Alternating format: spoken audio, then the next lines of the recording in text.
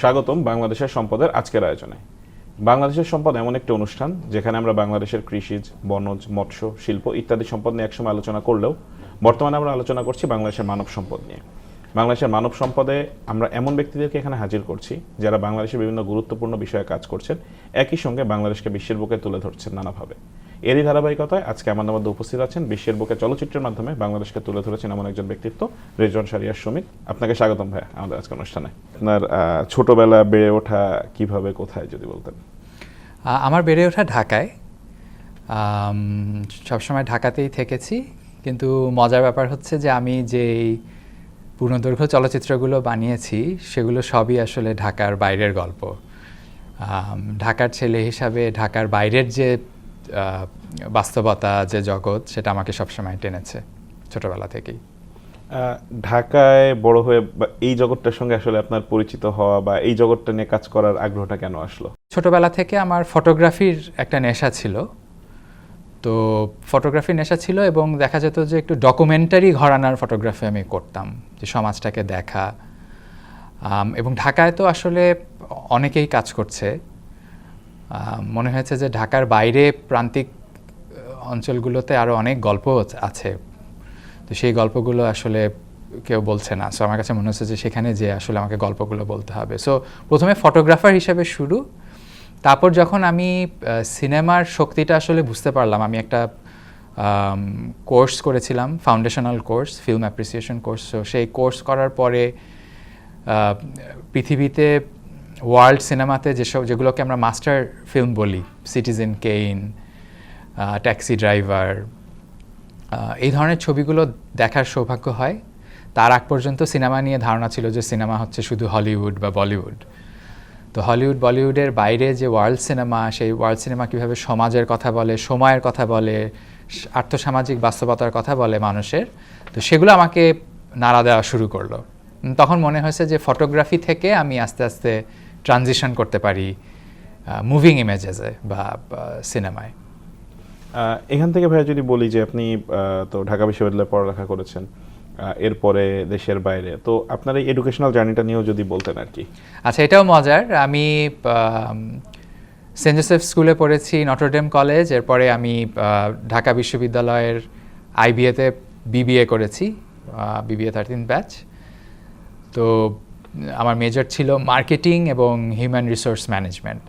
তো যখন আমি মার্কেটিং মেজর হিসেবে পড়াশোনা করছি, তো আমাদের কিছু কিছু ছোট ছোট দেখা যেত যে কমিউনিকেশন প্রজেক্টের ব্যানারে ভিডিও বানাতে হতো। তো সেই ভিডিওগুলো বানাতাম, আর পাশাপাশি আইবিএতে থাকা অবস্থাতেই আমি ওই ফাউন্ডেশনাল কোর্সটা করলাম সিনেমায়। তো এবং আইবিএতে যখন আমি থার্ড ইয়ারে পড়ি, আমার খেয়াল আছে তখন বার্লিন ফিল্ম ফেস্টিভ্যাল, যেটা বিশ্বের অন্যতম প্রধান একটি ফেস্টিভ্যাল, তো সেই ফেস্টিভ্যালে ট্যালেন্টস বলে একটা সেকশন আছে।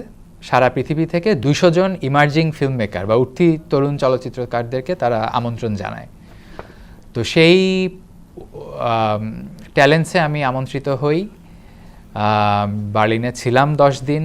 সেটা আমার প্রথম বিদেশে যাওয়া, প্রথম প্লেনে ওঠা এবং সরাসরি যে ল্যান্ড করা, সেই বার্লিনের যে রেড কার্পেট রিসিপশন এবং তারপর বার্লিনের যে গ্ল্যাম এবং গ্লিটস, সেটা দেখার সৌভাগ্য হলো। কিন্তু সেগুলো যে আমাকে মূলত টেনেছে তা না, ওখানে যে বাকি যে আমি ছাড়া যে আবার আরও 199 জন এসেছে, তারা পৃথিবীর বিভিন্ন অঞ্চল থেকে এসেছে, এই তরুণ ফিল্ম মেকাররা।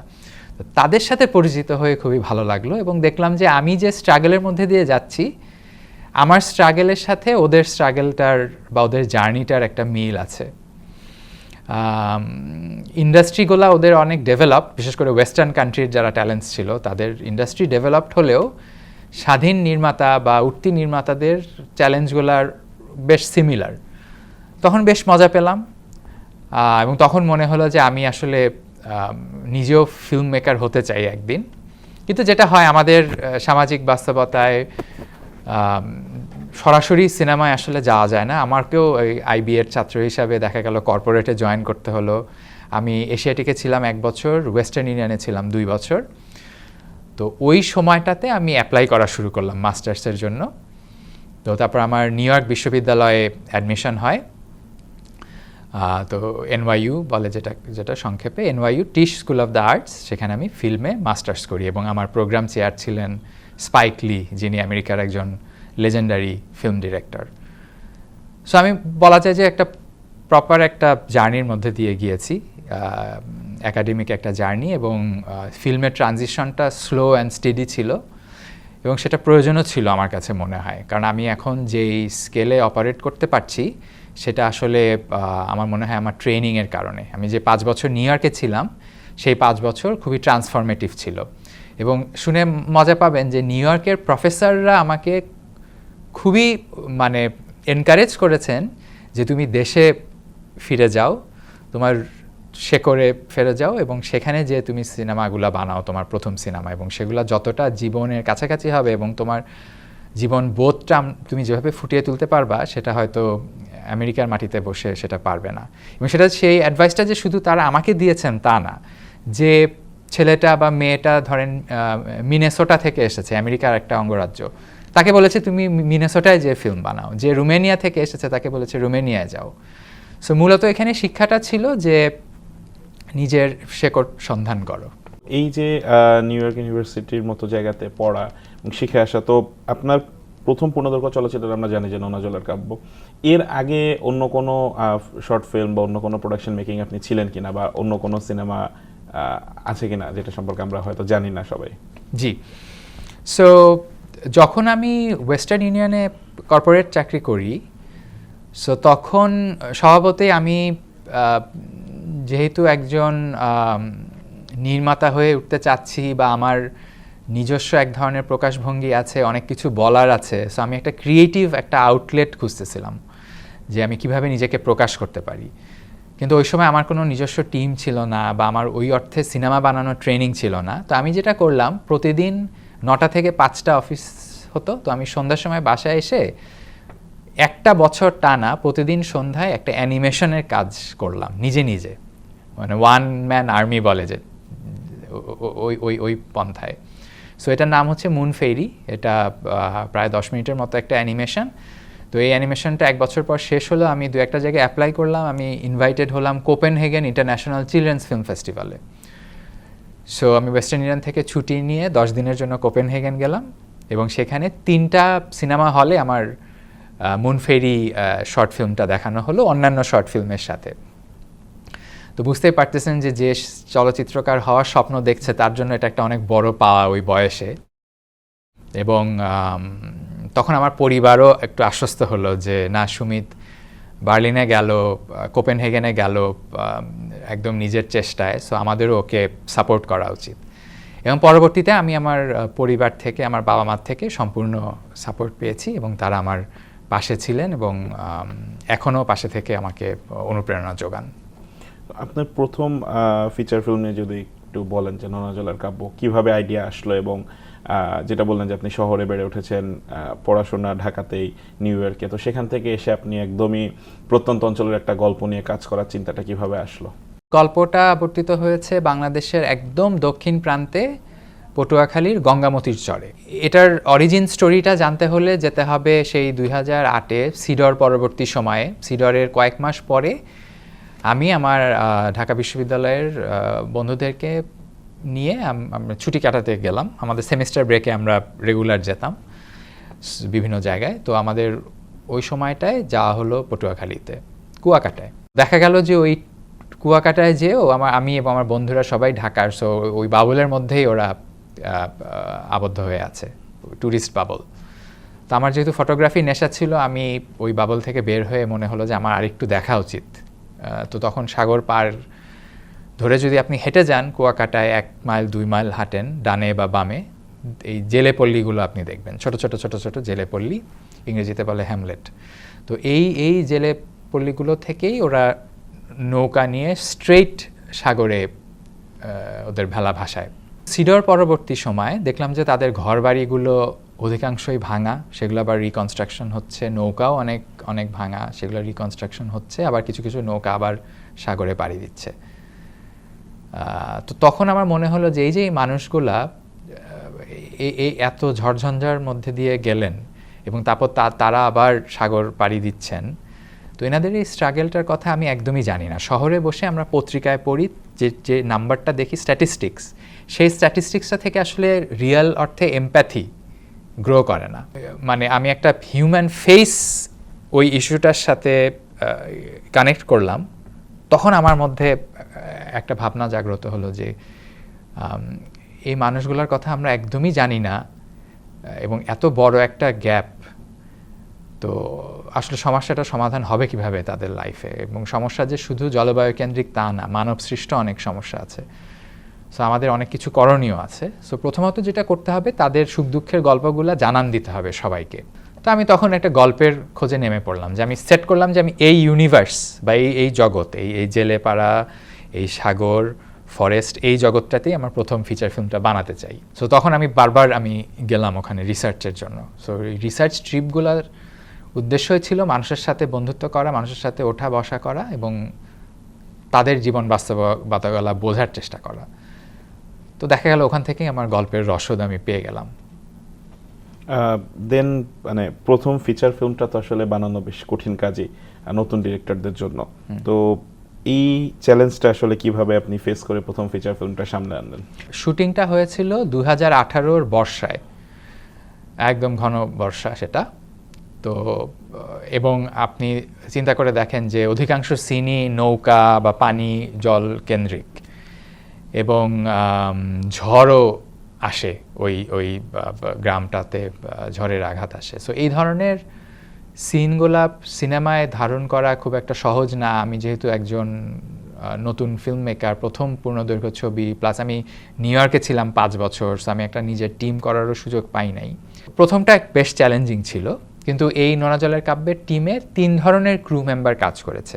প্রথমত ঢাকা কেন্দ্রিক একটা ক্রু, এই ঢাকা কেন্দ্রিক ক্রুটা যোগান দিতে সহায়তা করেছে হাফ স্টপ ডাউন, আমাদের স্বনামধন্য যে ফিল্ম মেকার অমিতাভ রেজা চৌধুরী, ওনার কোম্পানি, ওনারা লাইন প্রোডাকশন সাপোর্ট দিয়েছেন। রিসেন্টলি আপনি তো রটারড্যামে বিগ স্ক্রিন কম্পিটিশনে আপনার ফিল্ম মাস্টার অ্যাওয়ার্ড পেল, যেটা বাংলাদেশের জন্য বেশ অনেক সম্মানের বিষয়। তো মাস্টার চলচ্চিত্র নিয়ে যদি বলতেন, যে মানে নোনা জলের কাব্যের পরে তো একটা বড় গ্যাপ আমরা পেলাম আপনার কাছ থেকে, বেশ একটা গ্যাপের পরে আবার নতুন সিনেমা, তো এটা নিয়ে যদি একটু বলতেন যে রটারড্যামে যাওয়া জার্নিটা, অ্যাওয়ার্ড পাওয়ার অনুভূতি এবং মাস্টার সিনেমা নিয়ে। সিনেমাটা নিয়ে বলি, এটা আমার দ্বিতীয় পূর্ণদৈর্ঘ্য চলচ্চিত্র।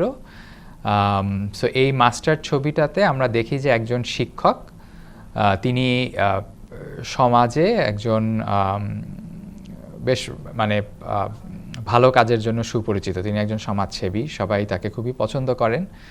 সো উপজেলা নির্বাচন সন্নিকটে, তো ওই সময় তার আশেপাশের যারা ইয়াং যারা মেম্বার ওই সমাজের, তারা তাকে বলেন যে স্যার ভালো ক্যান্ডিডেট নাই, আপনি এবার ইলেকশন করেন। সো তিনি নির্বাচন করেন এবং নির্বাচনে তিনি জয়ী হন, তিনি উপজেলা চেয়ারম্যান হন, এবং তারপর উপজেলা চেয়ারম্যান হবার পরে তিনি ক্ষমতার চেয়ারে বসেন। এবং তারপর আমরা যেটা দেখি যে বাস্তবতা আসলে অনেক কঠিন। উনি যে ভিশন নিয়ে এসেছিলেন, সেই ভিশন উনি ফুলফিল করতে পারেন না। ওনার স্বপ্ন ছিল যে উনি যে স্ট্যাটাস কোটাকে উনি নাড়া দিবেন, সিস্টেমিক যে ইনজাস্টিসগুলো দেখি আমরা সমাজে, সেগুলো উনি দূর করবেন। কিন্তু দেখা যায় যে সিস্টেমই ওনাকে গ্রাস করে ফেলে। ক্ষমতার কুপ্রভাব নাকি সেটা মানুষের ভেতরেই একটা মজ্জাগত একটা স্বভাব, যে সে ক্ষমতায় বসলে সে আরও ক্ষমতা চাবে বা আরও বড় হতে চাবে। তো এই থিমগুলাই আমরা এক্সপ্লোর করেছি মাস্টার সিনেমায়। তো এই ছবিটা ওয়ার্ল্ড প্রিমিয়ার হলো রটারড্যাম ফিল্ম ফেস্টিভ্যালে। তো রটারড্যামে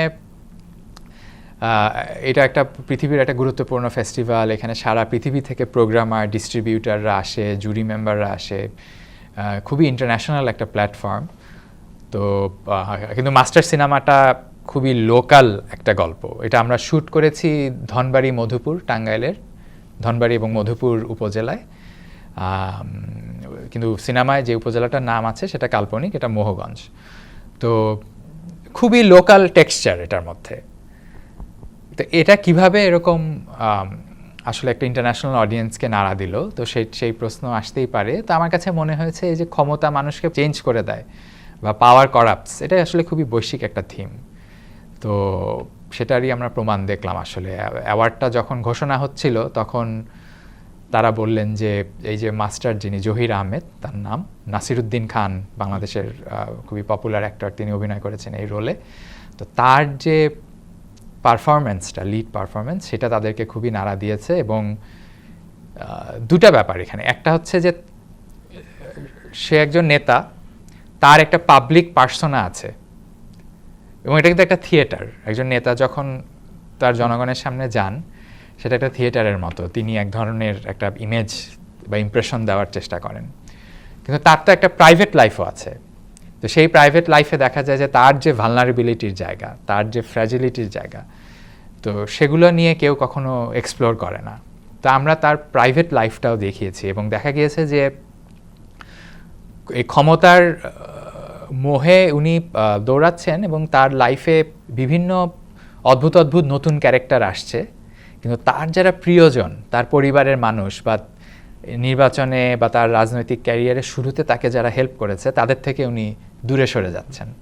তো এই ব্যাপারগুলো আমরা মানে খুবই ইন্টিমেট একটা লেন্স দিয়ে দেখার চেষ্টা করেছি, খুবই বাস্তবধর্মী বা বাস্তববাদী একটা ফিল্ম বানানোর চেষ্টা করেছি। তো সেটা তাদেরকে নাড়া দিয়েছে, যে এখানে এটা যদিও একটা সিনেমা, কিন্তু মনে হয় যে মানে একটা ডকুমেন্টারি দেখছি, মানে সব কিছু খুবই রিয়েল।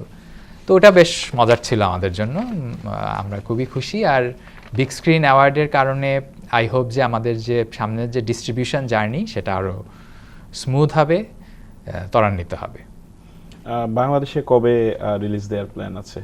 মাস্টার সিনেমাটি আমরা এই বছরের মাঝামাঝি রিলিজ দিতে চাই, খুব দ্রুত রিলিজ দিতে চাই। ছবিটি নিয়ে বিভিন্ন আন্তর্জাতিক ফেস্টিভ্যাল আমাদের সাথে যোগাযোগ করছে, তো এর একটা ইন্টারন্যাশনাল জার্নি হবে আশা করছি। বিভিন্ন মহাদেশগুলো, North America, South America, Asia, Africa, সেগুলোতে এই ছবি যাবে, বিভিন্ন ফেস্টিভ্যালে রিপ্রেজেন্ট করবে, বাংলাদেশের পতাকা ওড়াবে। কিন্তু এই ছবির যে বিষয়বস্তু, আমার কাছে মনে হয় সেটা বাংলাদেশের মানুষের কাছে তুলে ধরতে পারলে সেটা একটা কাজে দিবে। সো আমরা চাই যে ওই ডায়ালগটা যেন আমরা শুরু করতে পারি, সো দ্রুতই চেষ্টা করব। প্রথম কাজটা আপনি করলেন জলবায়ু পরিবেশ নিয়ে, সেখান থেকে হলো রাজনৈতিক বাস্তবতা নিয়ে। তো এই যে সোশ্যাল ইস্যুগুলো নিয়ে কাজ করার প্ল্যান, তো এরকম আর কোন কোন ইস্যুগুলো নিয়ে আপনার প্ল্যান আছে যে পরবর্তীতে আমরা আপনার কাছ থেকে দেখতে পারবো কোন কোন সোশ্যাল ইস্যুস বা প্রবলেমসগুলো নিয়ে আপনি আসলে কাজ করতে চাচ্ছেন আপনার সিনেমায়? মাস্টারের পরে আমার যে তৃতীয় যে পূর্ণদৈর্ঘ্য চলচ্চিত্রটা আসবে, সেটার নাম হচ্ছে তুফান আইতাসে। তুফান আইতাসে, এটার ইংরেজি টাইটেল হচ্ছে টাইড ইজ রাইজিং। এটাও আমি আবার পটুয়াখালীতেই শ্যুট করেছি। তো পটুয়াখালীতে নোনা জলের কাব্যের যে ফিকশনাল জার্নিটা ছিল, এই তুফান আইতাসে হচ্ছে একটা নন ফিকশন বা ডকুমেন্টারি। তো এখানে একটা গল্প আছে, খুবই দুঃখের গল্প। সেটা হচ্ছে যে আমরা যে জেলেপাড়াটায় শ্যুট করেছিলাম গঙ্গামতির চরে, সেই জেলেপাড়াটা এখন আর নাই। এটা সাগর গ্রাস করে ফেলেছে। আমরা সিনেমাটা যখন প্রথম দেখাই গঙ্গামতির চরে, সেই সময়টা 2021-এর আমরা জলবায়ু কনফারেন্স যেটা হলো জাতিসংঘের গ্লাসগোতে, সেই গ্লাসগোতে আমরা ইনভাইটেড হয়েছিলাম। নোনা জলের কাব্য নিয়ে বড় একটা স্ক্রিনিং হয়েছে ওখানে আইম্যাক্স থিয়েটারে, এবং সেখানে ক্লাইমেট পলিসি মেকাররা ছিল। তো ওই সময়টাতেই, ওই বছরেরই তার আগের কিছু মাসে তারা ওই জায়গা থেকে সরে যেতে বাধ্য হয়। তারা চেষ্টা করেছিল আবার রিবিল্ড করার, যখন সাগরের পানি বেড়ে যাচ্ছে, ফরেস্টের ভেতরে আবার রিবিল্ড করার চেষ্টা করেছিল, বা ফরেস্টের একদম গা ঘেঁষে। কিন্তু অবশ্যই সেটা ফরেস্ট ডিপার্টমেন্ট সেটা মেনে নেয়নি, সেটা যুক্তিযুক্ত মনে হয়নি তাদের কাছে, সো তাদেরকে সেখান থেকে উচ্ছেদ করা হয়েছে। কিন্তু তারা তাহলে যাবেটা কোথায়? হ্যাঁ, তারা ধরেন যে ওই অঞ্চলটাতে 40-50 বছর ধরে থাকে, তারা মৎস্যজীবী, সো তাদের সাগরের কাছেই তো থাকতে হবে। তো তারা আশ্রয় নিলেন হচ্ছে তাদের আরও উত্তরে যে গ্রামগুলি আছে, সেখানে কারো বাড়ির উঠোনে বা ব্যাকইয়ার্ডে তারা আশ্রয় নিলেন। তো আমার কাছে মনে হলো যে মানুষগুলো আমাকে এই নোনা জলের কাব্য সিনেমাটা হেল্প করেছে, বোথ ক্যামেরার সামনে এবং পেছনের কাজে হেল্প করেছে, তো তাদের জীবনে এত বড় একটা জীবনযাত্রায় একটা আঘাত এসেছে, তো এটা আমাকে একটু অ্যাড্রেস করতে হবে। তো আমি যেহেতু গল্পকার বা সিনেমা বানাই, নির্মাতা, তা আমি কীভাবে করতে পারি, আমি এটা নিয়ে একটা ফিল্ম বানাতে পারি। আমার মানে ক্যামেরার লেন্সটা যদি আমি সচল রাখি, আমার মাধ্যমে ওদের এই গল্পটা পৌঁছে যাবে নীতি নির্ধারক মহলে বা মানুষের কাছে, যারা একটা পরিবর্তন আনতে পারবে। তো আমি 3 থেকে 4 বছর প্রত্যেক 5 থেকে 6 মাস অন্তর অন্তর আবার গিয়েছি গঙ্গামতির চরে, তাদেরকে আবার ট্রেস করেছি এবং তাদের যে রিহ্যাবিলিটেশন বা পুনর্বাসনের যে প্রক্রিয়া সেটাকে কাছের থেকে ডকুমেন্ট করেছি। সো এই ছবিটা এখন এডিটিং হচ্ছে, সম্পাদনার টেবিলে আছে। তো মাস্টারের ডিস্ট্রিবিউশনের পরে আমরা তুফান আইতেছে ডিস্ট্রিবিউট করব, হোপফুলি আরও ভালো সংবাদ দিতে পারবো আপনাদেরকে। এটা আসলে যদি একটু বলতেন ভাইয়া, যে বাংলাদেশে পোস্ট প্রো ল্যাব একটা ইনিশিয়েটিভ আপনারা নিয়েছেন এবং সেটার আন্ডারে বেশ কিছু কাজ হচ্ছে দেশের ফিল্ম ডেভেলপমেন্ট নিয়ে, এটা যদি সংক্ষেপে একটু বলতেন। নিজের সিনেমা নিয়ে যেমন কাজ করি, এছাড়াও আমার কাছে মনে হয় যে আমার ইন্ডাস্ট্রিকেও আমার কিছু দিতে হবে। কারণ হচ্ছে যে আমি যখন বার্লিনাল ট্যালেন্টসে গেলাম, তখন দেখলাম যে আমার যারা কলিগরা ওখানে ছিল তারা কিভাবে তাদের আশেপাশের ইন্ডাস্ট্রিতে বা একাডেমিয়াতে কন্ট্রিবিউট করছে। কারণ এটা তো একটা ইকোসিস্টেম হিসাবে আসলে গড়ে তুলতে হবে এবং আমরা সবাই এই ইকোসিস্টেমের স্টেক হোল্ডার। সো আমাদের প্রত্যেকের একটা দায়িত্ব পালন করতে হবে। তো আমার জায়গা থেকে আমি যেটা করেছি যে ওয়ার্ল্ড ব্যাংকের সাথে আমার একটা মিটিং ছিল। তো তারা নোনা জলের কাব্য দেখলেন, দেখার পরে তারা বললেন যে এই ছবিটার পোস্ট প্রোডাকশনটা ফ্রান্সে হয়েছিল, তো ফ্রান্সে কেন হয়েছে।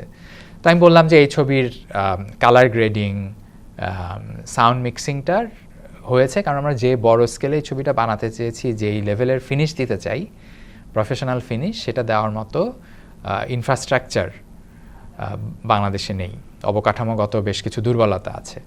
সো সেজন্য আমার যেতে হয়েছে। সো তখন ওয়ার্ল্ড ব্যাংক আগ্রহী হয়, যেটা তো রকেট সায়েন্স না, আমরা কিভাবে হেল্প করতে পারি। আর এটা তো একটা খুবই বুমিং একটা industry, creative economy. World bank যেহেতু একটা ব্যাংক, তো তাদের স্বভাবতই এটা আগ্রহ হলো যে এটা যেহেতু একটা উঠতি একটা ইন্ডাস্ট্রি, এটাতে আমরা শুরুতেই কি কিছু ইনভেস্ট করতে পারি কি না। তো তারপর অনেক প্ল্যানিং হলো এবং তারপর এই পোস্ট প্রো ট্যালেন্ট ল্যাবের জন্ম। তো এটার যে পাইলট এডিশন সেটি 2024-25 সালে হয়। তো সেই সময়টাতে এই পোস্ট প্রোতে 22 জন বাংলাদেশের কালারিস্ট, সাউন্ড ডিজাইনার এবং এডিটর তারা প্রশিক্ষণপ্রাপ্ত হন এবং প্রশিক্ষকরা আসেন কোরিয়া এবং সিঙ্গাপুর থেকে। এবং যারা প্রশিক্ষক তারা বং জং হো, পার্ক চ্যাং উক এরকম টাইপের যারা অস্কার পাওয়া বা অস্কার নমিনেটেড ডিরেক্টর, তাদের সাথে রেগুলার কাজ করেন। নেটফ্লিক্স, অ্যামাজন, ডিজনি বা অ্যাপেল এসব স্ট্রিমারদের সাথে কাজ করেন। সো তারা একেবারেই এ লিস্ট ট্যালেন্ট। তো তারা এসে যখন আমাদের এই বাংলাদেশের যারা কলাকুশলী তাদের সাথে কাজ করলেন, তো এই কলাকুশলীরা তারা দারুণ উপকৃত হলেন। আবার একদম যে কোরিয়ান বা সিঙ্গাপুরিয়ান মডেল আমরা বাংলাদেশে এনে চাপিয়ে দিব, সেটাও কিন্তু আবার ওয়ার্ক করবে না।